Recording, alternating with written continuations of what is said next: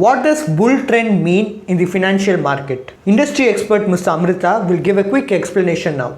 Amrita, over to you. Bull trend is when markets are going up, up and up. So, there is an upward trajectory lasting for at least 91 days or 90 days. That's called a bull trend, an upward trend.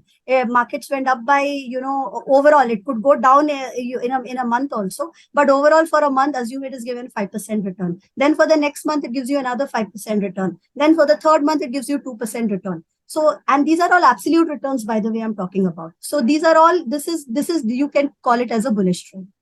Thanks for your detailed explanation. Are you in search of a personal guide who can remove the stress of handling your finances? Then please feel free to avail our expert consultation. And also you can attend our webinars to gain investment related insights. Both the consultation and webinar are absolutely free and you can find the link in the below description. Please like and share and do subscribe to Holistic Investment.